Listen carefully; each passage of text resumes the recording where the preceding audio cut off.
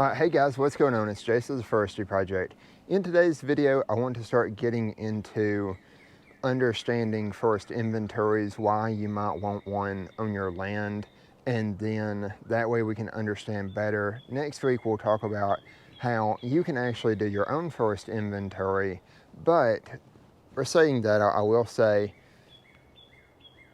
forest inventories are something that consulting foresters can do, and by having a professional do it, there are certain advantages. So next week I'll get into all that, but I kind of want to start with a primer on why you might want to consider a forest inventory, and it comes off of a particular comment that I got on a recent video, so I want to start addressing that here. Now, to start that, I do want to read the comment really quickly, just so that I can keep on track in this video to start maybe priming to answer some of those questions. So this person wrote in their comment, "Can you do a short video on how to identify if your forest needs to be thinned, clear cut, etc.?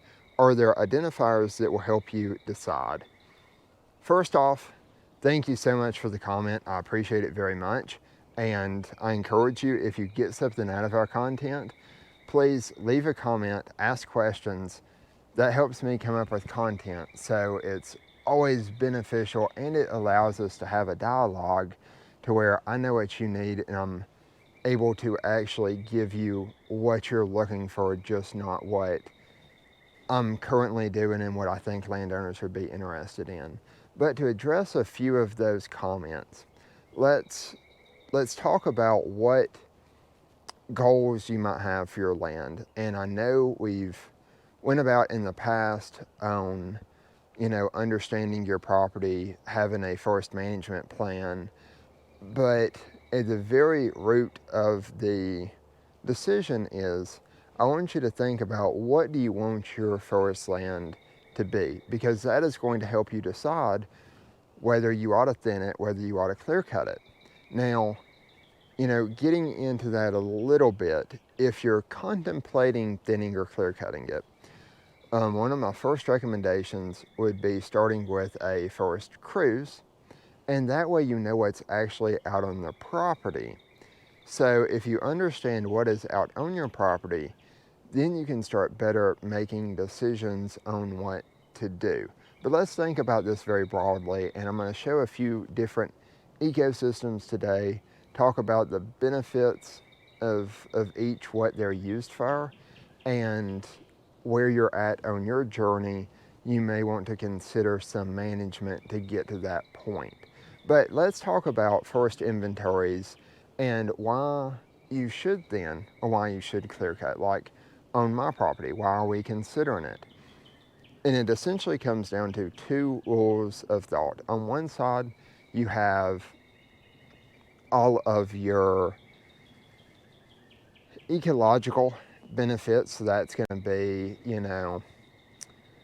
the health of the forest. So, take behind me, all of these trees are spaced really close together. And if a, insect got in here, it could spread easily between trees. So if you've got trees this close together, you probably should consider thinning, but then you have to start understanding your markets, because a lot of what's behind me may not be really merchantable. Some of them are, some of them are not.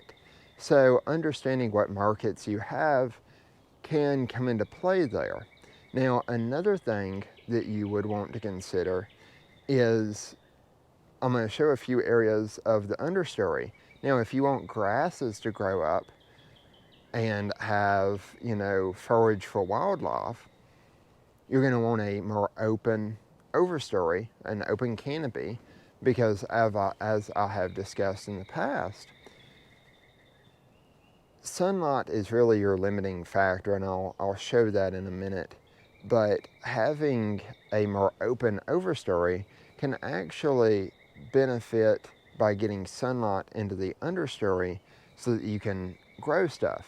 Now, we'll look at a few different places because there are some things to consider with that, and it all comes down to planning out your management afterwards and what you want it to look like. Now, there's benefits to all of it, and there's cons to all of it. So it basically comes down to what do you want specifically on your property. Now, back to a forest inventory. Now, next week I'm going to show you how to actually conduct a forest inventory in the field, and we'll go through, how to do it. I'll show what tools you need.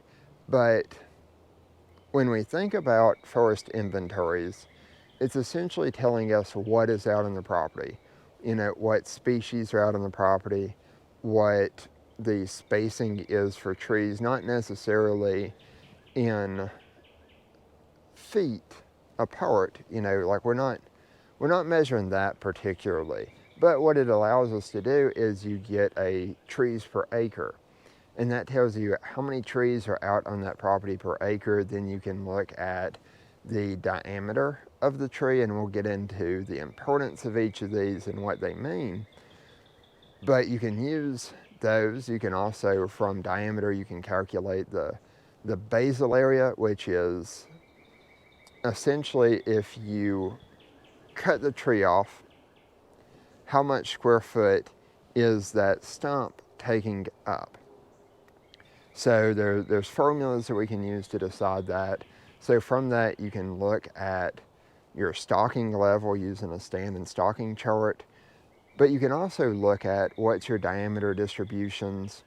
You can graph those and see, I'll show you how you can do that, whether that is in Google Sheets or Excel. There's programs that you can use to input all of that in, graph it, and then that way you understand what's actually out there. But let's look at a few different ecosystems and discuss some of the things you might want to consider for each. Now, as we leave this forest behind us, let's look at this real quick and compare this stand, and then we'll cross the road and compare it to an adjacent stand. So if we look here, we can see that the first floor is mostly clear. You have a very, very full mid-story. You can see a lot of sweet gum growing rampant through here.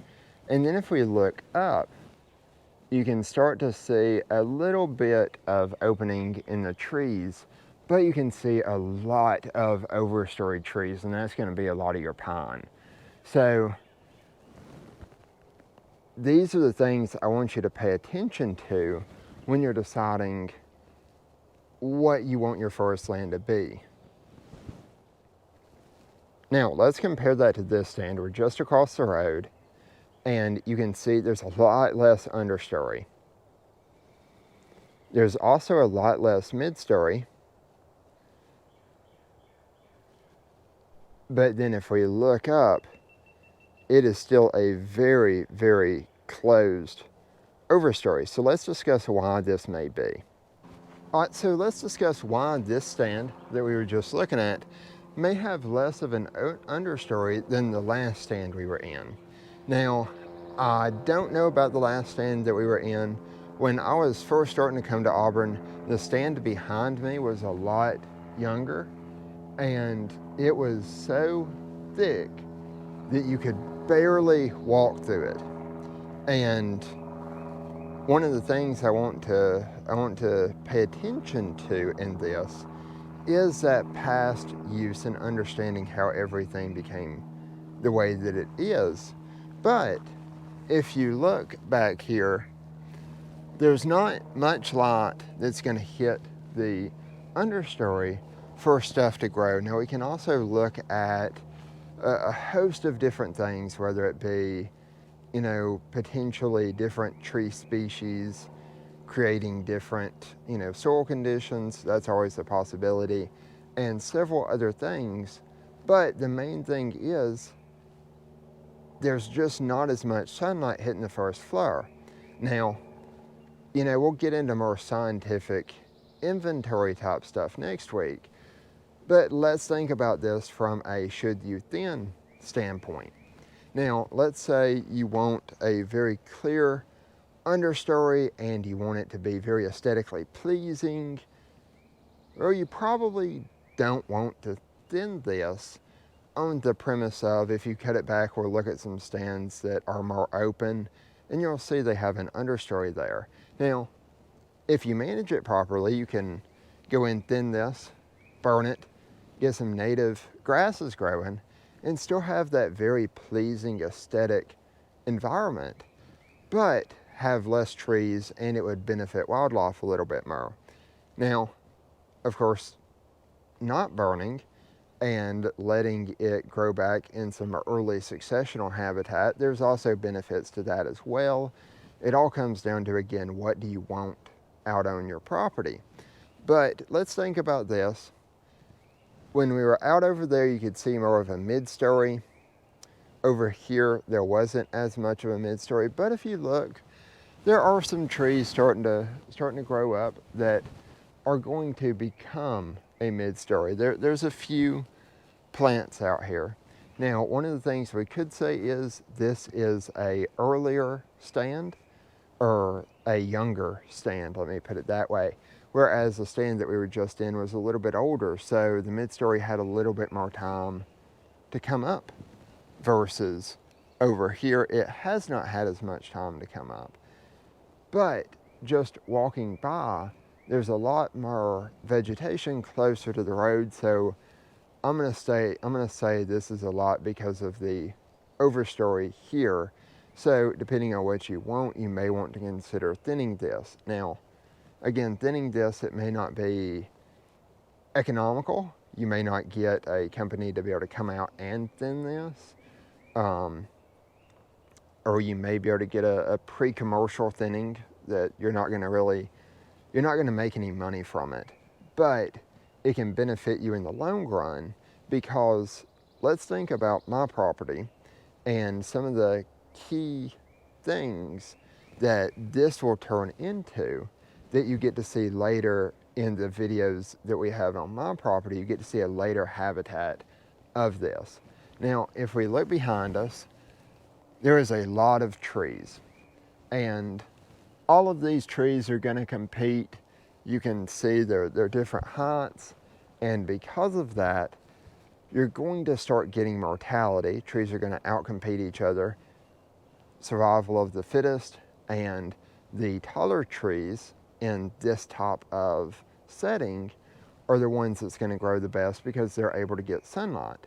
Now, if we consider that from the standpoint of those understory trees, especially the pines that need a lot of sunlight, and this goes down to understanding the ecology of your species, a tree that needs a lot of sunlight, if you outcompete it for sunlight, you can actually kill it, and you would get a lot of mortality back here over time. Now, it may not be, just you walk out one day and all the trees are dead. That's not going to happen unless you do something external to it. But by having this mortality, if there's insects nearby, it could attract insects. So if you're considering it from a health of the forest standpoint, sometimes it's better in the long run to go ahead and pre-commercial thin it now to prevent some headaches down the road. Now, next week I also want to go into aging trees, because that is another part of a inventory, and we'll get into how to look at stuff specifically from a growth standpoint to see if you might want to consider thinning.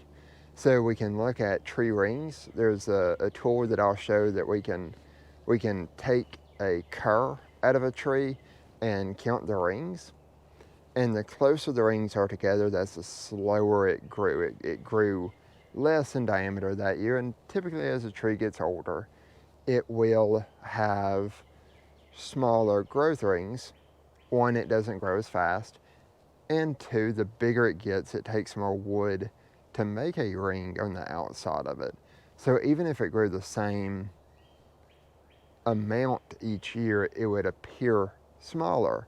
Now, when we think about that, if you see really wide growth rings and then all of a sudden it's really tight, this can be a sign of some sort of, a drought or something like that. But it can also be a sign that, hey, my trees are competing, and if I want the best growth out of my trees, maybe time to consider some thinning. So let's go ahead and go over to another spot and start looking at some of the different ecosystems that you might want and whether you should consider thinning to get those or not. So really quickly before we head on, I want to showcase this little spot behind me, because this starts to go into how the sun affects the ecosystem. So this stand behind me is the same stand I was just in, but if we look over here, as whitewashed as it is, you can see a clearing there in a little road. So if you look behind me, there's a lot more understory vegetation, and you got grasses down there and everything else that you don't get in the middle of the forest. So this also tells me that maybe it is the sunlight causing that lack of understory vegetation where we just were.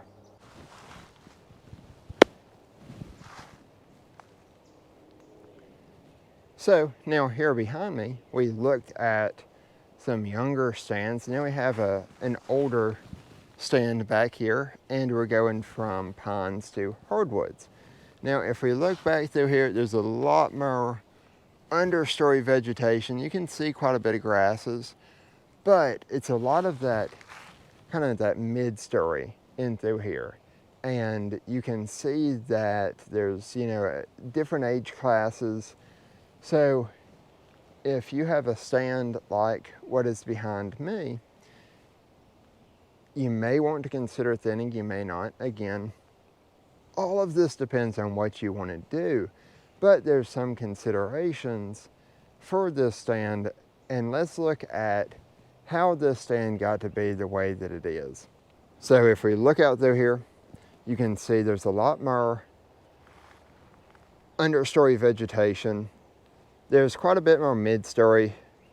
You can especially see up that way, there is a lot of sapling trees, but pay attention, there's a lot bigger trees down in here too.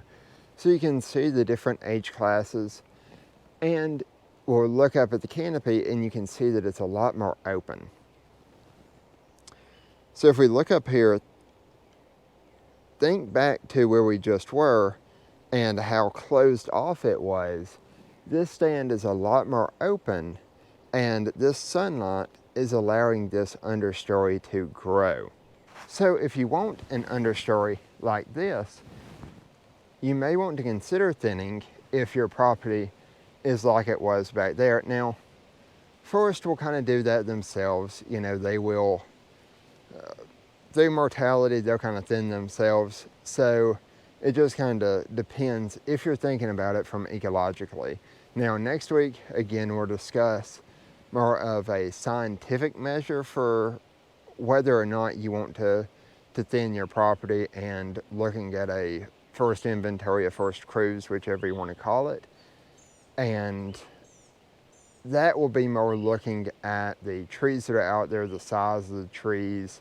This is where you start to get into is it economical to thin, and looking at your diameter distribution, looking at your stand and stocking charts, and we'll go through all that. This is more so a visual of everything that we're talking about. So there's one more stand I want to go to, and it's pretty cool. You can see two different side-by-sides of different management, but the same kind of trees to the acre. And that way we can look at a more open stand and consider why, if you want that, you may want to consider thinning or doing something to open up your stand. Okay, to start wrapping it up, we have this stand. We were just in this, a little bit lower in topography, but you can see a lot of mid-story vegetation and a little bit of understory vegetation, but nowhere near the amount. Now, I want you to pay attention to how dark it is behind me. So if we look at that, it's dark. If you look up at the canopy, it's a lot more closed off. Now, let's contrast this with this stand.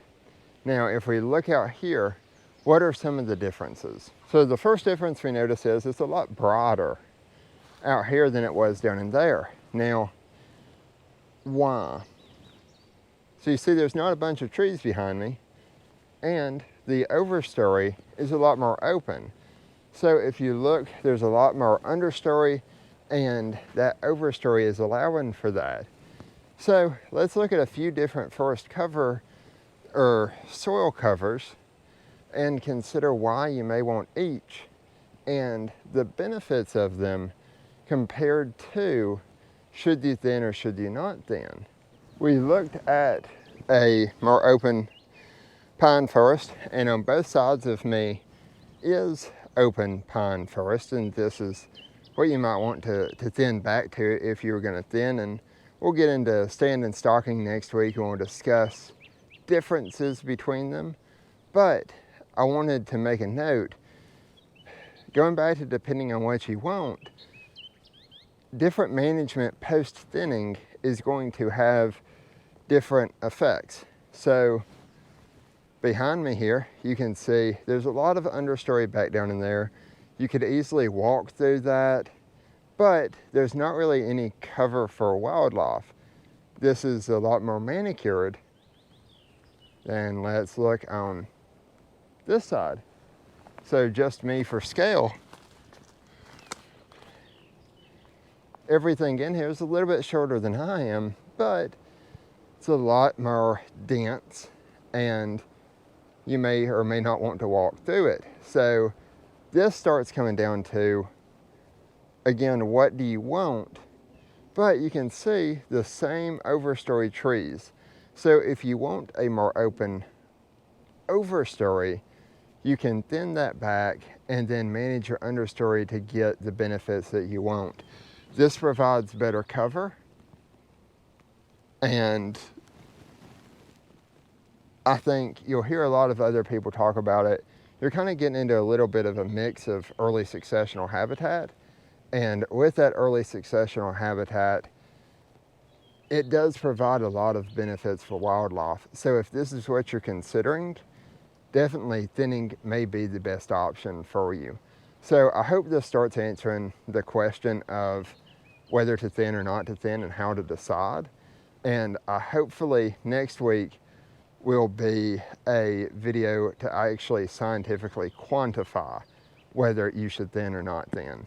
So with that, guys, if you liked this video, I encourage you, please give it a thumbs up and leave us a comment. Comment down below what type of ecosystem out of the ones that I showed you that you liked best, some considerations that you have for your land, and also, just like this video is answering a question, comment questions on what you're curious about with land management.